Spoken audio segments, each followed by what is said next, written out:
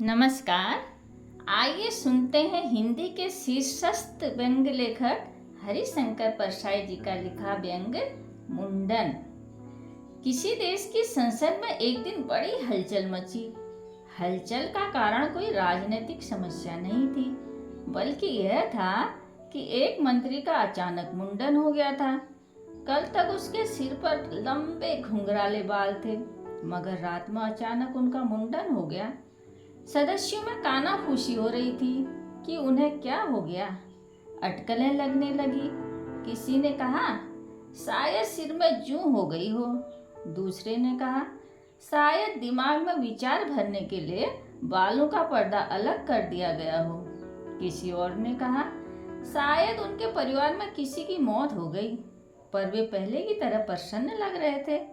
आखिर एक सदस्य ने पूछा, अध्यक्ष महोदय, क्या मैं जान सकता हूँ कि माननीय मंत्री के परिवार में क्या किसी की मृत्यु हो गई है? मंत्री ने जवाब दिया, नहीं। सदस्यों ने अटकल लगाई कि कहीं उन लोगों ने ही तो मंत्री का मुंडन नहीं कर दिया जिनके खिलाफ वे बिल पेश करने का इरादा रख रहे थे। एक सदस्य ने पूछा, अध्यक्ष महोदय, क्या माननीय मंत्री को मालूम है कि उनका मुंडन हो गया है? यदि हाँ, तो क्या वे बताएंगे कि उनका मुंडन किसने कर दिया है? मंत्री ने संजीदगी से जवाब दिया, मैं नहीं कह सकता कि मेरा मुंडन हुआ है या नहीं। कोई सदस्य चिल्लाए, हुआ है, सबको दिख रहा है। मंत्री ने कहा, सबको दिखने से कुछ नहीं होता, सरकार को दिखना चाहिए। सरकार इस बात की जांच करेगी कि मेरा मुंडन हुआ है या नहीं। एक सदस्य ने कहा, इसकी जांच अभी हो सकती है। मंत्री महोदय अपना हाथ सिर पर फेर कर देख लें।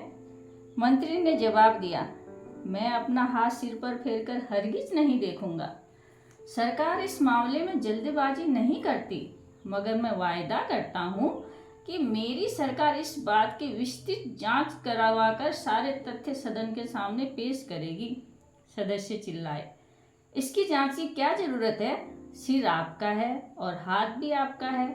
अपने ही हाथ को सिर पर फेरने में मंत्री महोदय को क्या आपत्ति है? मंत्री बोले, मैं सदस्यों से सहमत हूँ कि सिर मेरा है और हाथ भी मेरे हैं, मगर हमारे हाथ परंपराओं और नीतियों से बंधे हैं। मैं अपने सिर पर हाथ फेरने के लिए स्वतंत्र नहीं हूँ। सरकार की एक नियमित कार्यप्रणाली होती है। विरोधी सदस्यों के दबाव में आकर मैं उस प्रणाली को भंग नहीं कर सकता। मैं सदन में इस संबंध में एक वक्तव्य दूंगा।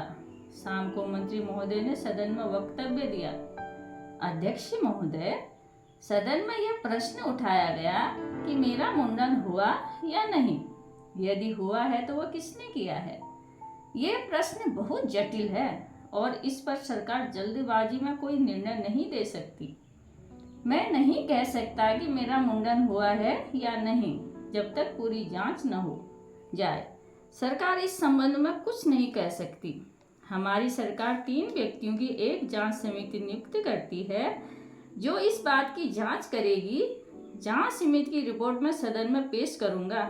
सदस्यों ने कहा, यह मामला कुतुब मीनार के लिए नहीं जो सदियों जांच के लिए खड़ी रहेगी।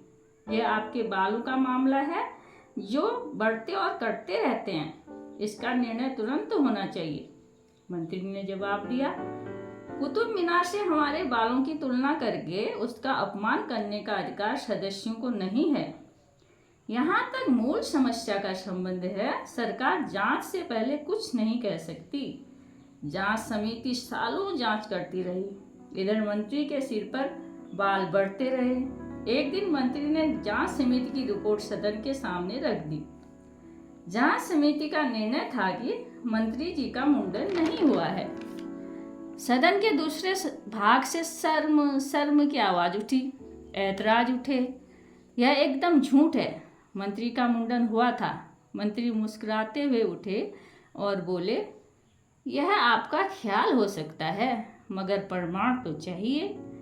आज भी अगर आप प्रमाण दे दें तो मैं आपकी बात मान लेता हूँ। ऐसा कहकर उन्होंने अपने घुंघराले बालों पर हाथ फेरा और सदन दूसरे मसले सुलझाने में व्यस्त हो गई।